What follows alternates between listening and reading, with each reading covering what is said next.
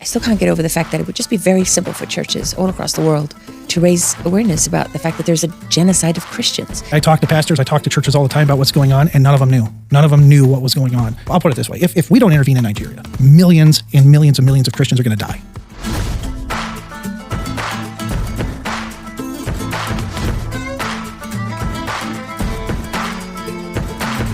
Welcome back to Going Rogue with Lara Logan. Our topic today is one that is very close to my heart for two reasons.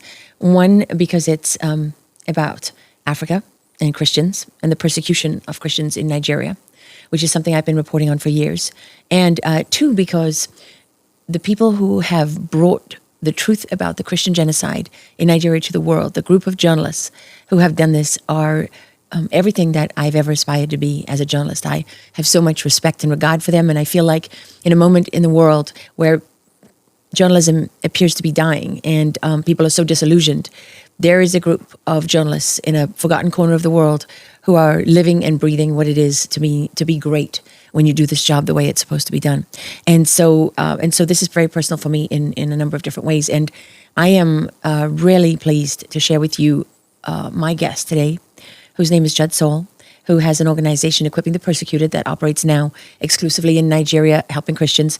And Judd is just, he's one of those people that you look at him and you kind of get down on your knees and you say, thank you, God, that there is someone stepping in the gap, somebody who cares enough to do the right thing, and somebody that when these people are crying out in the dark and in desperation for help, that there's someone who's answering that call.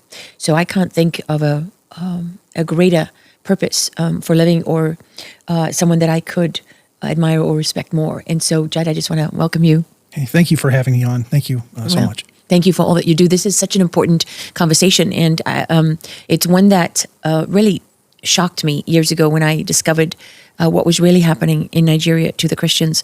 And I was just astonished that there's nothing. I get that, the world doesn't care about Africa because I was born and raised in Africa, and I've been fighting, to get those kind of stories that relate to Africa, elevating those all my career.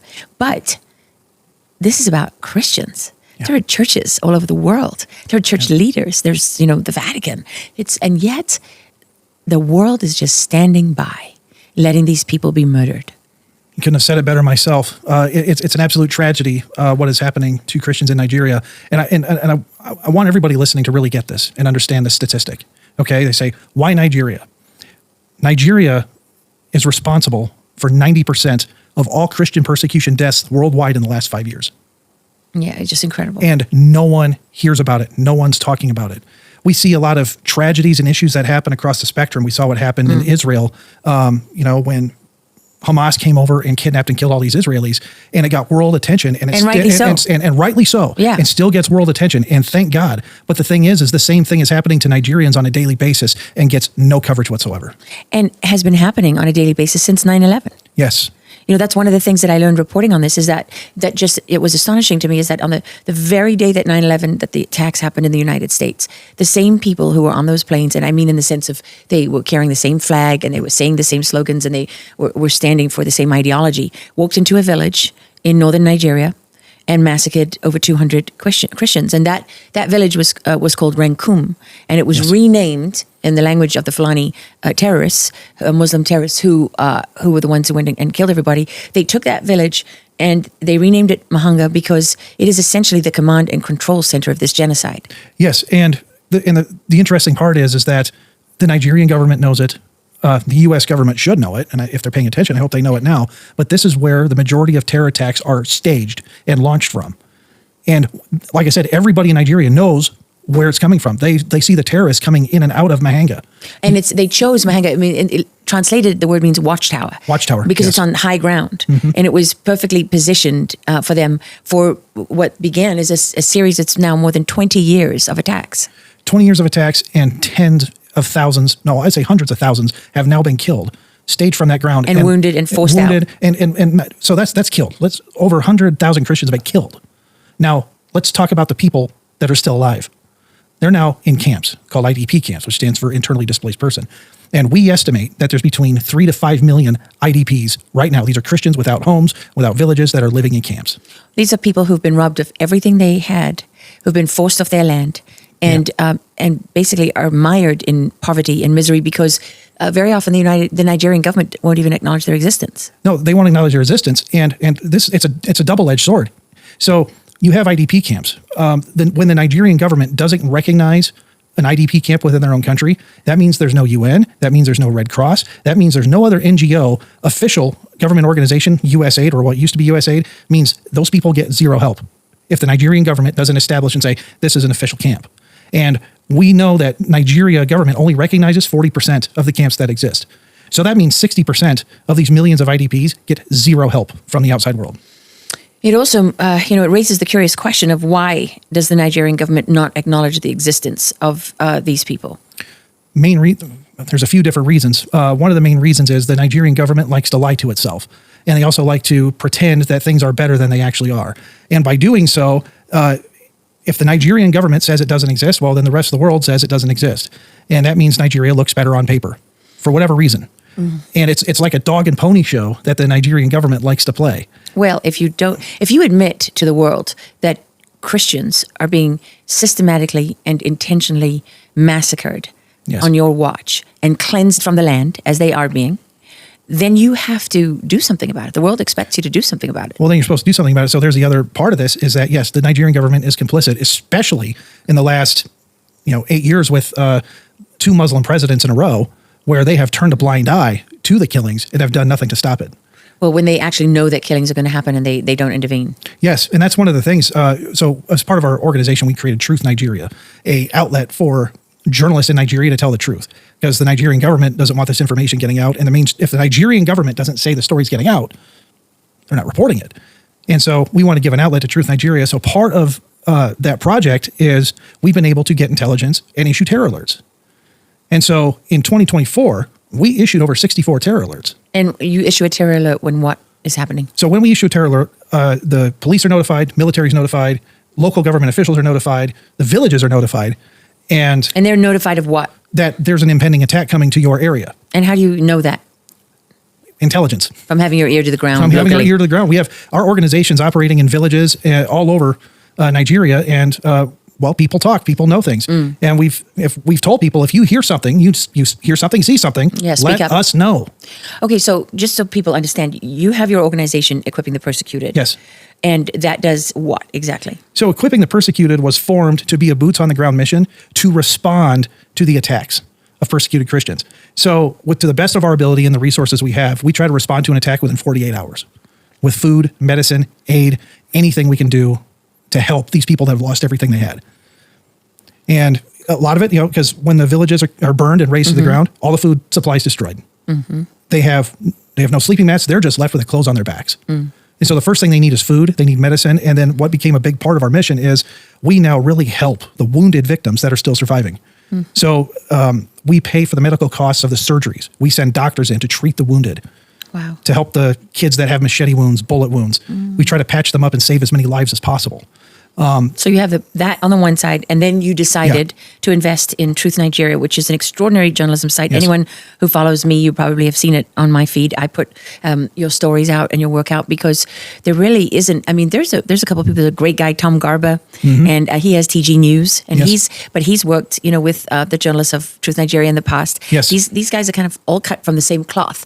They live and work in this extraordinarily violent and dangerous area where Christians are being hunted every single day, and yet they go out and they document the massacres and not just the killings, but the infrastructure and mechanism of the genocide. Yeah, which involves, like you said, killing the food supply, right? So launching an attack right before the crops are about to be harvested. Exactly. And destroying everything.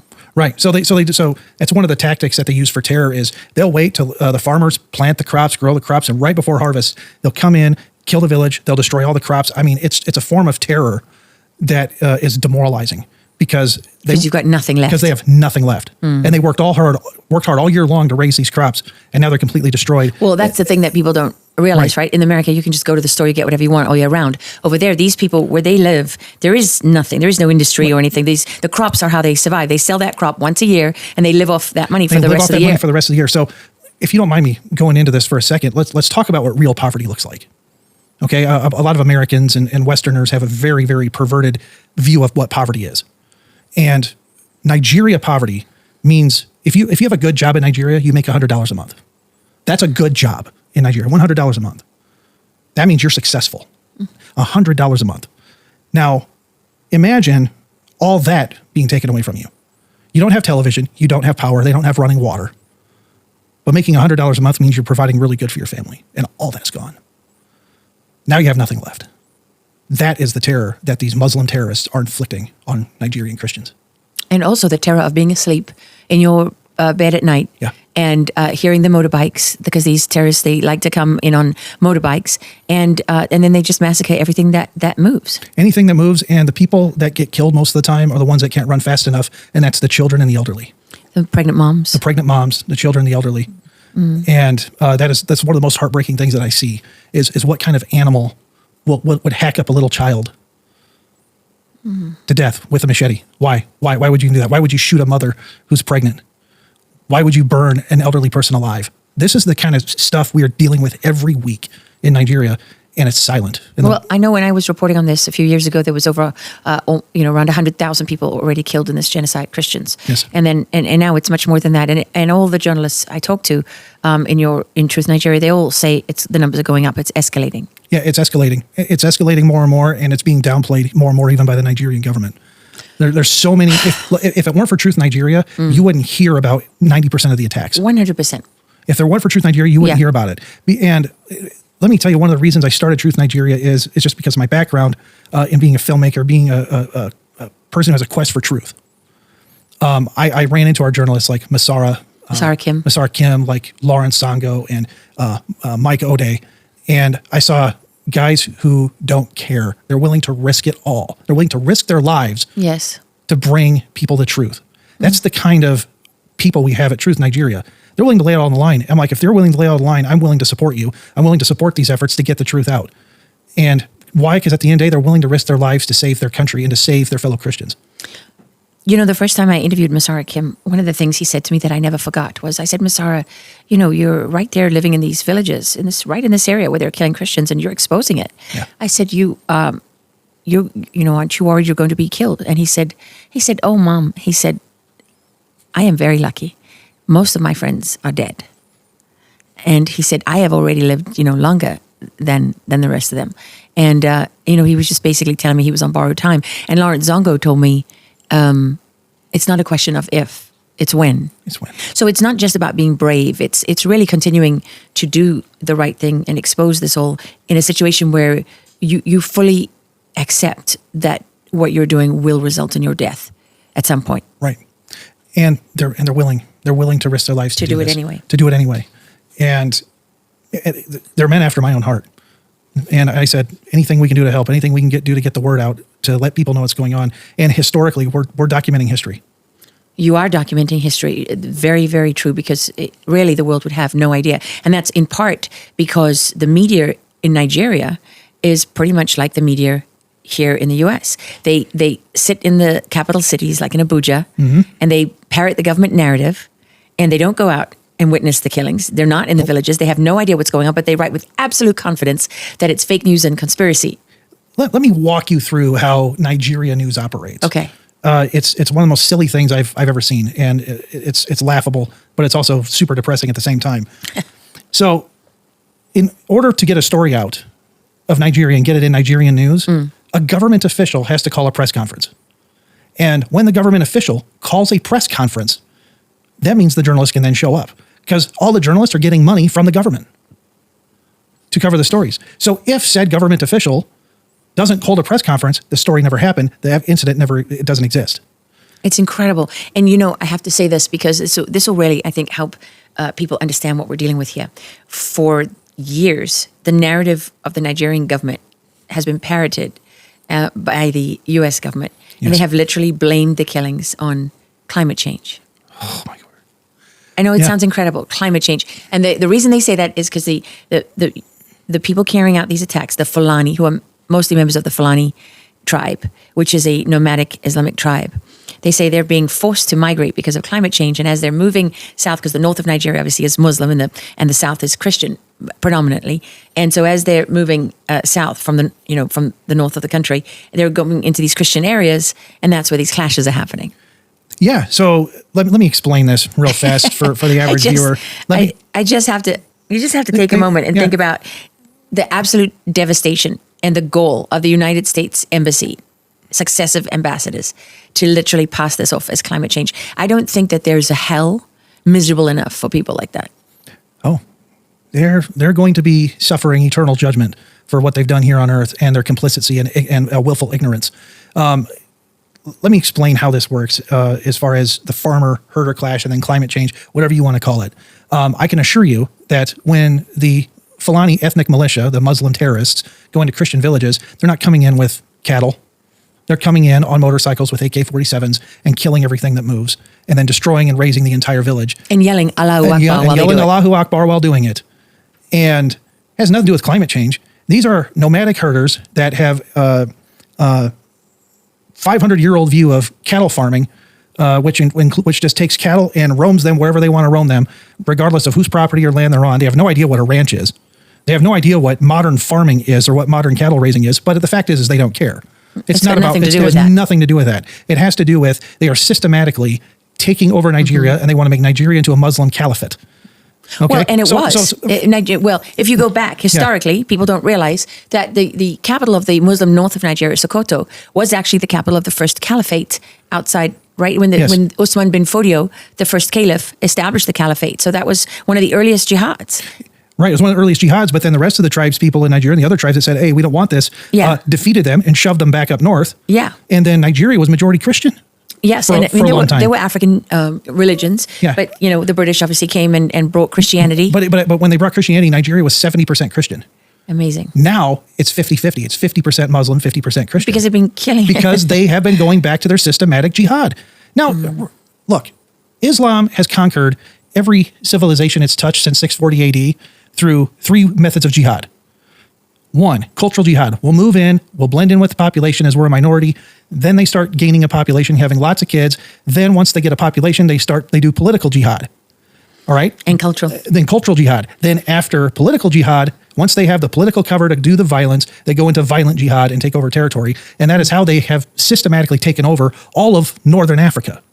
Well, and what's particularly interesting when you dig a little deeper is that the Fulani tribe doesn't just exist in Nigeria. They're in Sierra Leone and Senegal and right across the border, right? I mean, throughout the center and east of Africa and west. And for some magical reason, every country they touch turns into war. Yes, and when you turns into genocide and turns into war. Every country that they touch ends up turning into genocide and war. So in many ways, it's a power grab for the Fulani under the black flag of Al-Qaeda and Islamic Jihad and the authority of God, right? Under the authority of God. And the U.S. helps them. The U.S. helps them, and by blaming it on climate change. By blaming it on climate change or turning a blind eye to doing it, and putting a Band-Aid on a little bit of the humanitarian needs, but not fundamentally changing anything. And say they're helping. So I want to go back to Mahanga. I'm going to tell you something you probably don't know, but in Mahanga, right, the place where they're launching attacks from, that village, the Norwegians have just been building new houses for terrorists. Wow, the Norwegian Refugee Council. Yeah, the Norwegian government has been building new houses and for people in Mahanga. You cannot make it up. They're building terrorist new houses in Mahanga as we speak. The same village where not a single Christian has been allowed to set foot since that first massacre. If you go near it, you get killed. Yes, I mean, I know because when I was reporting on this story, doing this documentary film for Fox Nation, one of the things, Masara Kim, I asked him if he could go back to Mahanga because we talked a lot about that and its importance in the origin of the genocide. And he was like, I can't get into the village because no Christian, you'll just be murdered. But what we agreed on is that he would get as close as he could and he would launch a drone because I wanted to show people that, how it was geographically positioned to be the command and control. And we did that. One of the ways I began to understand that there was an organization, when you see these images of the bodies everywhere and people screaming and, and babies that have been killed and awful videos that I've seen of, young pregnant Nigerian girl, Christian girl being beheaded while they cut her baby out at the same time. I mean, I've seen unbelievable things out of there. And when you realize it's not chaotic, actually, it looks chaotic. It's designed to look chaotic. But when you are removing the food supply, not just for a month or a few months, but for the annual food supply, when you're taking away people's ability to stay on the land, when you're burning down not just their crops, but their homes, and then you don't allow them to come back, and you're trying to instill terror in them because, let's not forget, Nigeria doesn't have the Second Amendment. So most of these people, the vast majority for 20 plus years have been unarmed and many of them asleep, right? Well, Nigeria doesn't have a Second Amendment. They have no Second Amendment. Citizens are not allowed to protect themselves. And so when Nigerian Christians try to protect themselves, a lot of the time, the Nigerian government goes and disarms them, and a week later, they get killed by these Fulani Muslim terrorists with AK-47s and what the Nigerians refer to as sophisticated weapons, military-grade weapons, 50-caliber machine guns. So for some reason, Nigeria doesn't have a Second Amendment, but the terrorists can run around with military-grade weapons with no restriction whatsoever. But the minute Nigerians want to protect their own villages, protect their farms, they get disarmed by the Nigerian government. No, they call them vigilantes, right? And they say it's illegal. Well, yeah. Vigilantes can exist in certain areas. So certain state governments allow vigilantes to exist and to oversee and watch their villages, but they get no help. They get no support from the government. They get disarmed quite a bit by Nigerian officials, and then they're left for dead. And this is what we're dealing with. So as part of our ministry with Equipping the Persecuted, one of the things we do is we come alongside those village security teams, and we do give them training. We give them communications. We give them bulletproof vests. Anything that we can do within a legal basis to help them as much as we can is what we do. And according to some of the Nigerians that I've spoken to, they reckon that you've helped about 400,000 persecuted Christians. Does that sound right? Yes. That's pretty amazing. In how much time? Since 2020, so about 4.5 years. Wow. It kind of draws you in, doesn't it? Once you start to, of course, anyone can hear, there's a genocide, and they can think, oh, that's terrible. But once you start to understand what's really happening in Nigeria, you realize that this is part of a much bigger war. This is sort of a microcosm of something that's taking place in different ways to different degrees all across the world. And it's all the same thing. It's Islam versus everything else it doesn't like. And what we're seeing in Nigeria, though, is a real-life jihad taking place right in front of us. It's playing out right before our eyes. It's not happening so much in other countries, although we're starting to see it in places like Congo, Burkina Faso, these other smaller African countries up north that are now full-on Muslim military dictatorships.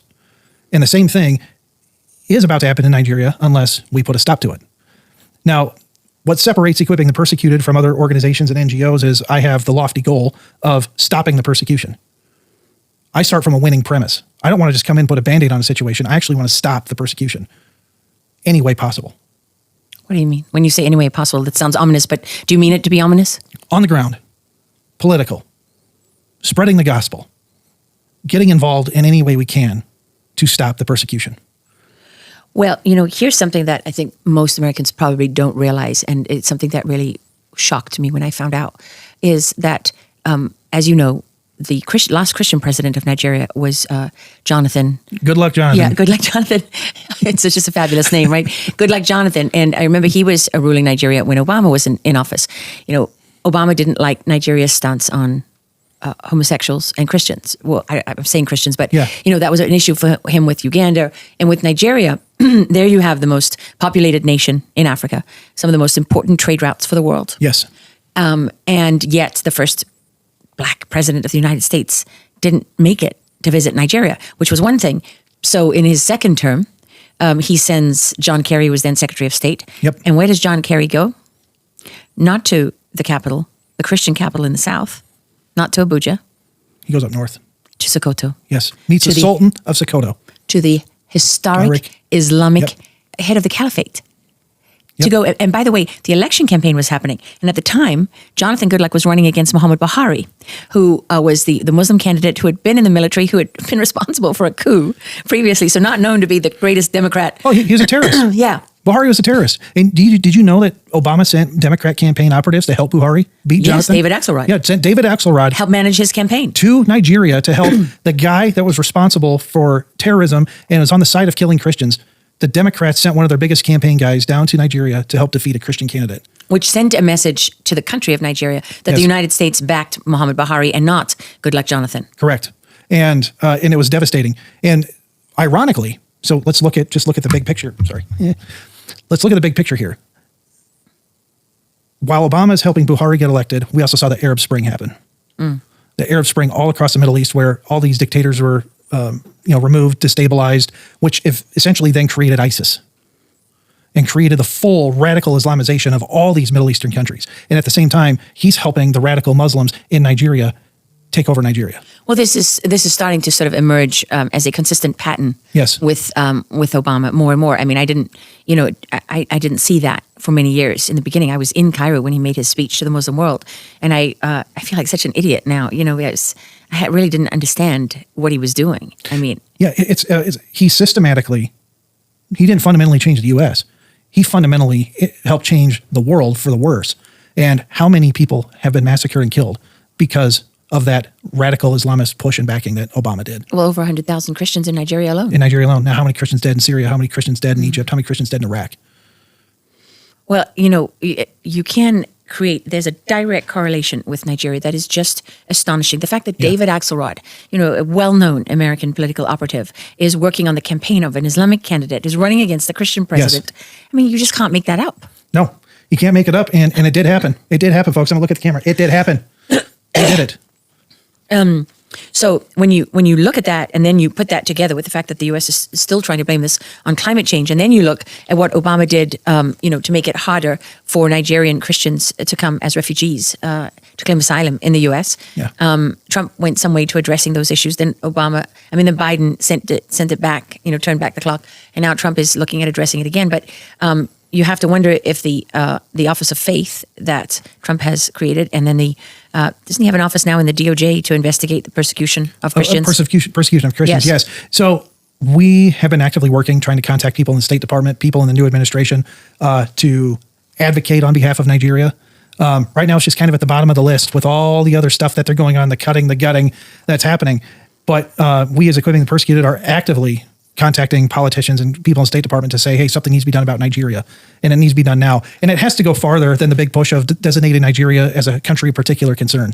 Well, yeah, I mean, this is the opportunity, right, for the State Department to raise their hand and say, okay, we're not going to stand by any longer. Right, we're not going to stand by any longer, and I advocate for a very strong foreign policy in regards to Nigeria, predicated on the safety and the protection of Christians in Nigeria. Okay, well, let me ask you this, because one of the things that I just don't understand is why there are so few Christian leaders, whether they be church leaders, or the Vatican or anybody else, that seems to care about a genocide that is literally happening on their watch. Well, let me go into some of that, if you wouldn't mind. In Nigeria, there's a very corrupt Christian class, and the Christian leaders in Nigeria are extremely corrupt, and they're actually paid by the government to toe government talking points, and to toe the line, and to say the government talking points. So when Christian leaders in the U.S. say, oh, we want to talk to Christian leaders in Nigeria, they're getting paid to look the other way and say, oh, no, it's not that bad here. And I can point to several examples of that happening. And I can also point to key people in major religious organizations. And I spoke to a gentleman who's very high up in a Catholic organization. It was about 2 months ago, very high up in the Catholic organization, getting responsible for millions of dollars to help Christian efforts. And this guy is touted that he goes to Nigeria all the time, goes to Nigeria and helps out people in Nigeria all the time. And I had a chance to sit face to face with him at a lunch. And I said, sir, I've been to Benue State. Benue State is 90% Catholic, one of the most Catholic regions in Nigeria. Now, he's Mr. Catholic guy. And I said, I've been to Benue. I've been to the IDP camps. I have people on the ground in Benue. And I said, you've gone to Nigeria a million times and done all this stuff. And I said, in regards to Benue, I looked at him, I said, where are you? Because I see no fruit of your efforts anywhere. And he proceeded to tell me that Christians weren't being persecuted in Benue, that it was just tribal clashes. Seriously? Dead serious. And I found out later that he was also getting some money from USAID. And who was this person? I can't say right now. But I was very, very, very, very upset, and I wanted to reach across the table and punch him. I don't blame you. But this is indicative of what's going on with some of these large organizations that claim to be Christian. If they had their hands in government money, they're also not allowed to say Muslims are killing Christians in Nigeria. Because they're on the take. That is a disappointing story that seems to be all over the world. So you want to know why people aren't talking about it? Because it is still, even in many Christian circles, even so-called conservative Christian circles, it is politically incorrect to say that Muslims are killing Christians in Nigeria. Yes, I can see that. But even Christian leaders in America are protecting and somehow wanting to keep that politically correct line. Well, if people care about the truth, and I really do mean this, I'm not saying this to sort of elevate you or to flatter you, but if they want the truth, they should all follow Truth Nigeria. Yeah, go to truthnigeria.com. That's why we exist. I mean, it's no frills there. I mean, you're not embellishing or adding. You don't need to, because the truth is so horrific. Yeah, and we actually say who's killing who. Yes. So you have the formidable Doug Burton, who is part of Truth Nigeria, who's a wonderful journalist who many years ago went to a talk at the National Press Club about Nigeria and got involved like that. And, like me and probably like you, right? He just, once he found the truth about what was happening there. You can't look the other way. And the thing I love about Doug Burton is that his passion and wanting to get involved. And he's even risked, career opportunities because he focused on Nigeria and made other publications mad because he kept on bugging them about, why aren't you printing stuff about Nigeria? Yeah, he's been relentless. He's also, he's a great old school journalist / editor. Traditional, and I love it. Yeah, really traditional, and he's a good mentor for these guys who before Doug kind of brought them all together, they were just alone in misery. Yeah, they're all alone, and there was no camaraderie. And one of the things I love about Doug, and I just want to give props to him, is that he has a passion for teaching young people journalism. Yeah, and want to elevate journalists in their careers, and he's been a mentor for everybody at Truth Nigeria just on professionalism, how to report, and he's been working alongside them so well, and they all call him Uncle Doug. Yeah. All journalists say they call him Uncle Doug, and they love him to death. And I was happy to create Truth Nigeria, which just it helps everybody. Well, I think what we wanted to do. It's just been. It was a lifesaver. You say it helped everybody, but the truth is, it saved their lives. It saved their lives because every one of them was sort of on their own. Doug's resources were very limited. I remember when Lawrence was working. All of them, they live on less than $1 a day.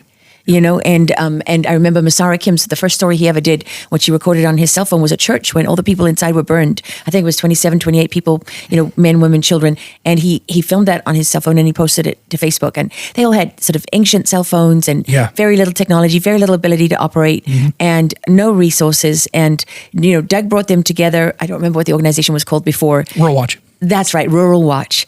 And so it was Luka Benayat, Masara Kim, Lawrence Zongo. I know I'm missing a couple of others. Why are so many young people struggling to have babies today? Birth rates in the US are at record lows, and that's partly because testosterone levels are dropping all the time. According to some studies, T levels are roughly half of what they were 50 years ago. And if we don't reverse this trend, we could be looking at population collapse. And it's why we partnered with Chalk. They're a Patriot-owned supplement company, and their mission is to save mankind from extinction. They have something called the Male Vitality Stack, and it's been shown in clinical trials to boost your free testosterone by 87% in just 21 days. That is not just a statistic. You will feel it. And ladies, you'll be pleased to know it's not just for men. The Female Vitality Stack addresses just about every complaint a woman can have: stress, mood, hormones, energy, and focus. And it'll even help you keep up with your man. So go to chalk.com and use code LARA for 17.76% off your subscription. Cancel anytime. Or you can also call 50-CHOQ-3000 and tell them Lara sent you.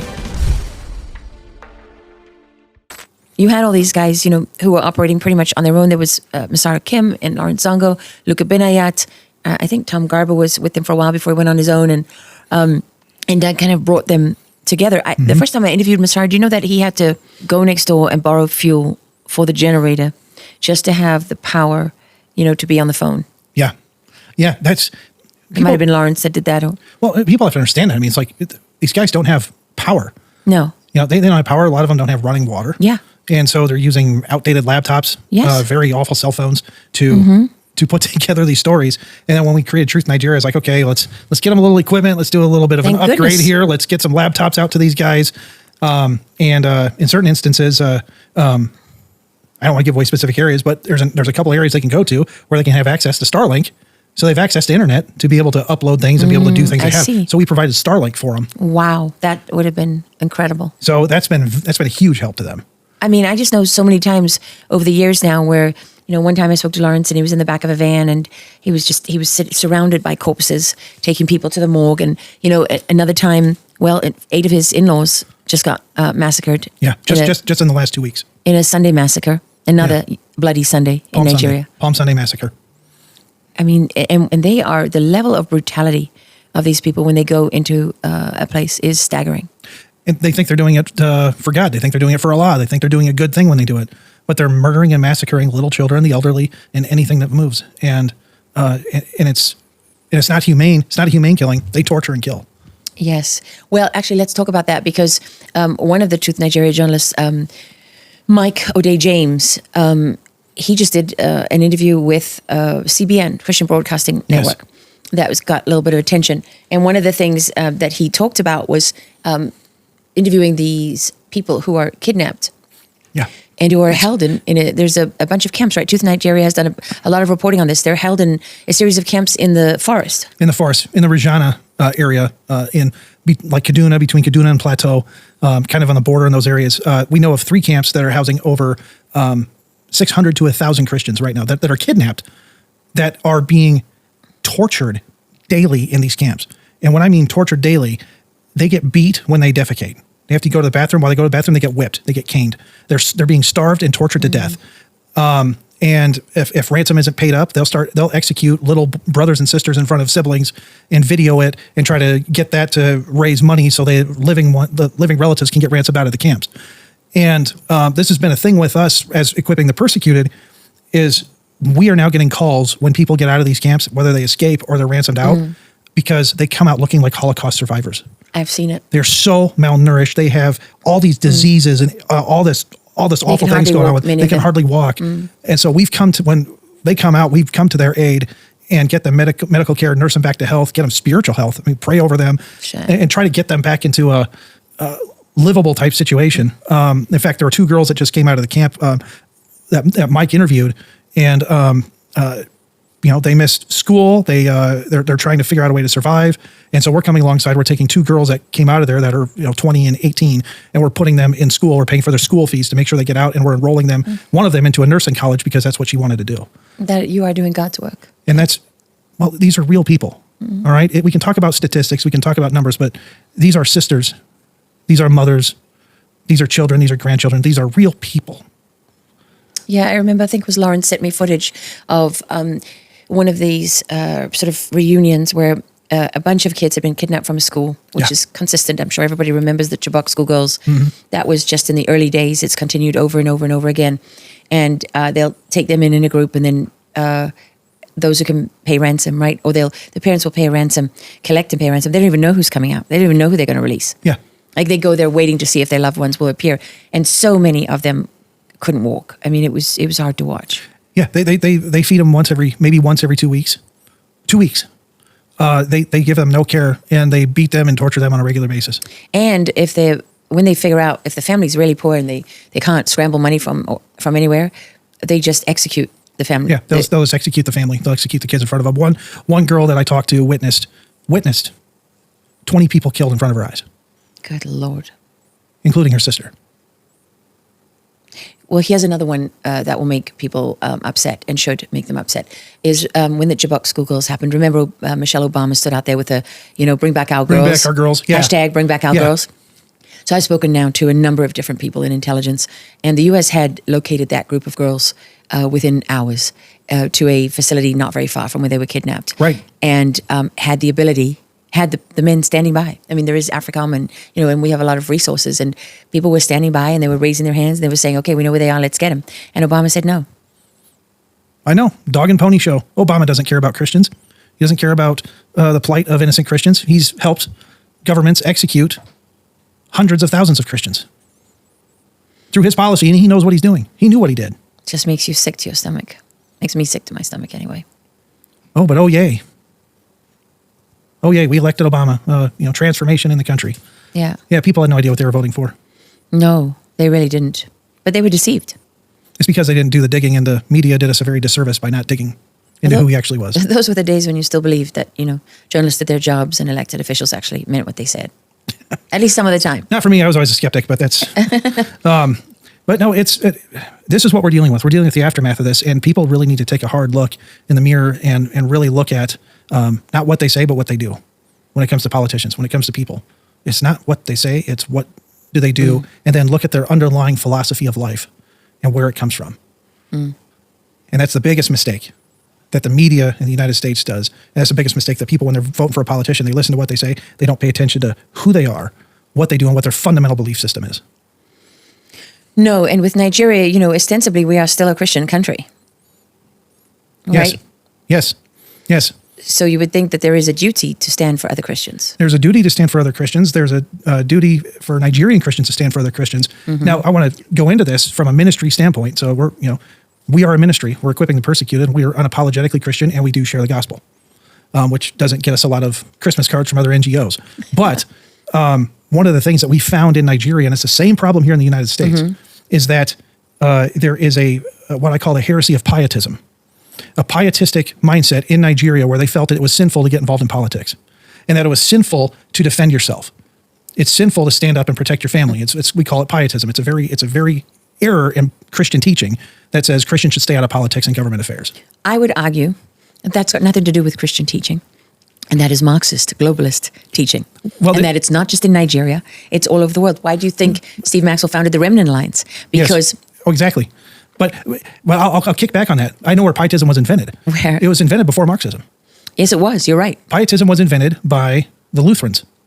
Actually. In the German king with Frank and Spinner, because the German king got tired of Christians bugging him, telling him what to do. So he paid with German money, government money, to fund an ideology called pietism, which encouraged Christians to get out of politics. I will add to that. It actually began with an organization that was founded a few months after the United States was founded as a country.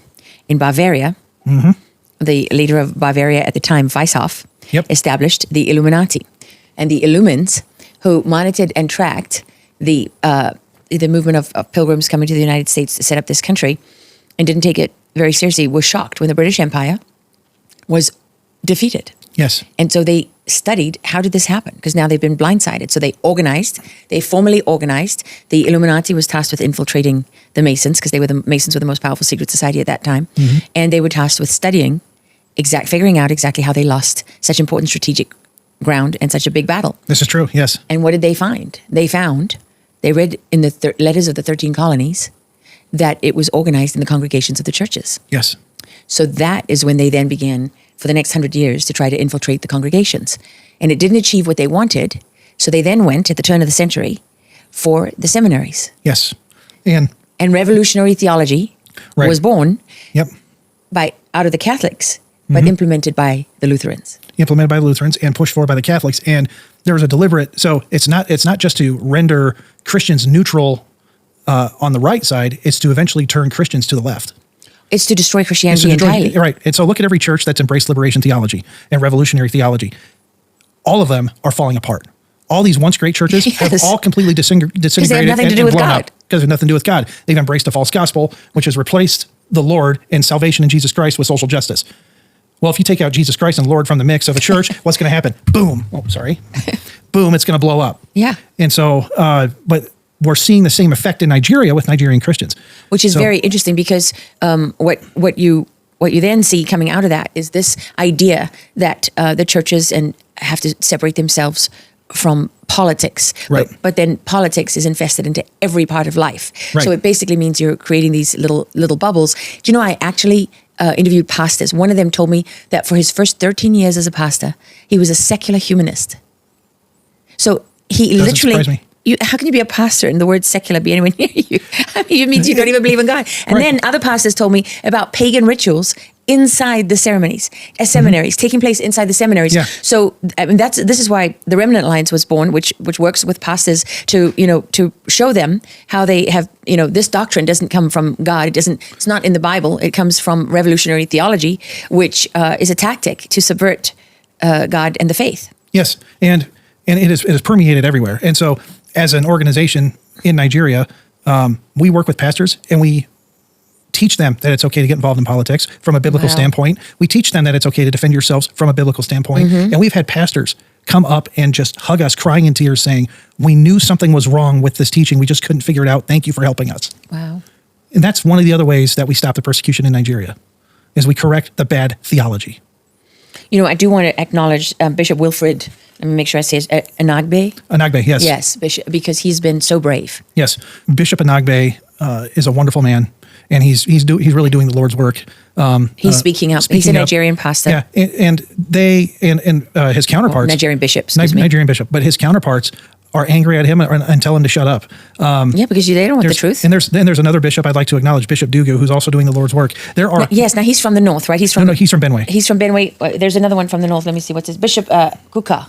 Bishop Kuka. So there are Catholic priests that are speaking out. Yes, but they are doing it against the orders of their counterparts. Because, like I said, in the organization, there's a lot of corruption in there. And the same thing with all the other denominations. And they're being threatened. They're being threatened. It'd be a miracle if they survive. There's called the Equa denomination. There's Baptists. There's different Pentecostal denominations, and there are pastors in all these denominations that are starting to speak out. But the larger organizations are trying to tell them to be quiet. You're just going to make things messy for us. And let's reflect for a moment on what they're quiet about. I mean, can you paint a picture for people at this genocide? What is happening? It began, with the takeover of Ramkun, which was renamed Mahanga, and that operates as the kind of command and control center. Right. And then what happened? And then what happened is they have systematically destroyed well over 300 to 400 small communities that are all now Muslim. So the Christians, they go in there, often on motorbikes, often high, right? I've seen. The flying terrorists, yeah. Yeah, and they just they kill everything. They kill everything they can. They use up all their bullets, and if they run out of bullets, they use machetes, and they go kill as many as they can. And then remember, so it could be a small amount, 50 dead, 100 dead, and I even hate to say that in those terms, but then now everyone else in that community is now displaced. Yes, and they burn the churches down. They burn the churches. The first thing they do is they try to kill the pastors, and they burn the churches. That's the first thing they go after.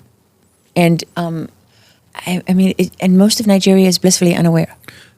Because, one, they're not getting the news. A lot of them aren't hearing about what's going on. Yeah. Because if it's not in the Nigerian news, no one knows about it. And that's why Truth Nigeria is there, and that's why we're trying to get as much awareness about this as possible. But I really, and where do people find you, by the way? Truthnigeria.com, Truthnigeria.com, and then they can partner with us at equippingthepersecuted.org. That's equippingthepersecuted.org. We'll have a link on the website, and we'll post it on social media as well. Thank you. Because you're not one of those organizations that's stealing from the taxpayer and wasting the money. You're actually really doing God's work in Nigeria, and it's quite something because this has been going on for a long time now. This is more than 20 years. Yeah, and I just like to say this and just get this out there. I created Equipping the Persecuted because I'd been going to Nigeria for over 10 years, and I saw the persecution increase, and I saw no one doing anything about it. I saw a lot of organizations talking about it. I see people come in and do photo ops, but I saw no real on the ground action happening. And that's why I created that's why I created Equipping the Persecuted. Well, there's a Catholic priest that I know very well, and I interviewed him many times. I did 2 60-minute stories with him and a documentary. And one of the things he said to me, because he investigated the Holocaust in Eastern Europe 20 years, and he said to me, we love to build museums for genocide and monuments and stand up and say, never again, never again. He said, but why, when the genocide is happening and we can actually do something about it, we can stop it. Right. Why then do we do nothing? Therein lies the question. That's a thought process that's foreign to me, because if I see something going on and I can do my little part to play in it to help stop an atrocity, I'm going to be there to do it. And for people to sit back and just, people don't want to acknowledge horror. They don't want to acknowledge the horrors of really what's happening, and especially in Western civilization in the United States, people here live in a very comfortable bubble that have first world problems that could not even comprehend what a persecuted Christian is going through in Nigeria. Well, how did it begin for you? Why Nigeria? Well, my grandfather was an evangelist, or is an evangelist. He's 89, still evangelizing, and was doing some work in Nigeria. What's his name? Dwayne Wessels.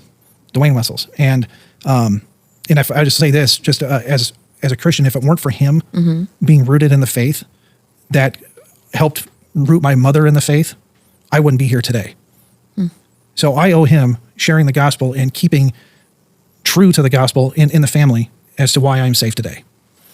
And when I had my come to Jesus moment, my wake up call with God in 2009, he was working with a mission in Nigeria, and I come from a film video production background, and I was like, these guys need a lot of help. Just talking about their good work they were doing in Nigeria and all that. But I fell in love with Nigeria. I just fell in love with the people, fell in love with the country, and thought I'd go back every year and, just help and serve how I could. But as I kept on coming back, saw the persecution increase, but I also saw a lot of missionaries not wanting to get involved with helping persecuted Christians because it might jeopardize their mission, might jeopardize their little silo of what's going on over here.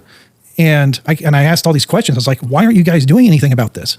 It's like, you have Christians being killed 10 miles away from your mission base. It makes no sense. Like, why aren't we doing anything about it? Well, that's complicated if we get involved, and they're just scared. They're scared.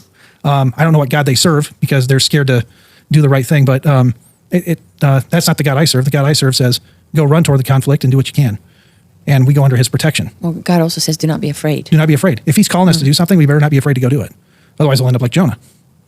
But but I just kept on seeing this stuff happen. And I started asking my Nigerian brothers and sisters in Christ, I said, what if we had an organization that responded to attacks? What if we had an organization that actually trained you guys in some basic self-defense and security skills? What if, we did these things? And they said, we need this yesterday. When can we start? Wow. I said, is anyone else doing this? And I talked to other missionaries, I talked to other pastors, and they said, no one else is doing this. And they said, we need this yesterday. And look, I'm just a weird guy from Iowa. I'm a guy from Iowa with That's a mission. where you were born, right? Where I was born and raised. And I just said, this is common sense. And for, a few, for a little bit of money in the grand scheme of things, we can do a lot here. And that's how we started. And now I do have another friend, Mike Arnold, who lives not very far from here in Blanco, who also, he had a school in the refugee IDP camp over there, and they shut the whole camp down. Yeah, that's it's sad. It's really sad. I mean, the government is pretty brutal. The government is, the government's brutal. They're, like I said, they're turning a blind eye to what's going on. But if they don't like a certain location, like a certain place, and when they move IDPs, like refugees in their own country, to another location, that's not their own land. They're on someone else's land. It's not government land. It's some other tribal land. And so you're putting people on land that's not theirs. Well, and you're taking them from land that was theirs. And you're taking from land that was theirs. I mean, and for generations. So imagine you're another tribe. You have your own dialect, your own culture, your own mini culture. You don't want those people there. Pushed to another land where completely foreign to them. You don't have the same culture, have the same customs as the other tribe on the land you're on now. And that's what the Nigerian government does. It's just, okay, we're going to take you survivors. Bloop, here you go. No infrastructure. Have fun. Try to survive. And then, well, if you import 3,000, 4,000, 10,000 people into a new community that's never had an additional 3,000 to 10,000 people in a community. You create problems. It creates a lot of problems. And that is one of the biggest issues that IDPs face. And they get no government protection or support. Is the government working with the terrorists? Certain parts of the government are, yes. I would without a doubt. I mean, we've got reports of military coming into a community saying, all right, everybody just lay down, and they watch the terrorists drive by to go to attack the next town. It's terrible. And we have seen instances where military or police engaged in a fight against terrorists, and they're shooting the bullets above the heads of the terrorists, and the terrorists are shooting bullets above the heads of the security for a dog and pony show and photo op, just to say, we engaged the terrorists, and they never really did. Well, I know there was one story that Truth Nigeria did extraordinary reporting on, and that was the death of Deborah Emanuel. Yes. And I mention this now because there were 17 police officers reported to have been present while she was being murdered by an Islamic mob. They watched it happen. They watched it happen. And let's just be honest, and let's go into a greater aspect of this, is that Sharia law exists in the Muslim-dominated areas of Nigeria. And so they have Nigerian law and they have Sharia law. Sharia law trumps Nigerian law in the areas that the Muslims have control. And so when I mean Sharia law, this is how Deborah Emanuel was murdered. Can you tell people what happened? Take them through it. All she did was contradict somebody on social media, contradicted a Muslim thing, and it blew so out of proportion that they all said she blasphemed the Prophet Muhammad. She didn't blaspheme the Prophet Muhammad, but she said something pro-Jesus. That's right. Wasn't it that she'd done really well in her exams? She'd done really well in her exams, and she praised Jesus for doing well in her exams. For her success. For her success. So she was, 20 years old? 20 years old, just finished her exams, graduated, and then... A wonderful student. And then they took that and said she blasphemed the Prophet Muhammad, got whole... by acknowledging the existence of Jesus. By acknowledging the existence of Jesus in social media, because she did well on her exams. And that was reason enough to get a whole gang of people to go kill her. And take her out of her dorm, right? Take her out of her dorm, and they beat her, they stoned her, and they beat her to death. And then they burned her. And at first they went after her cousin. Yeah, they thought her cousin they thought her cousin was Deborah, but it wasn't her.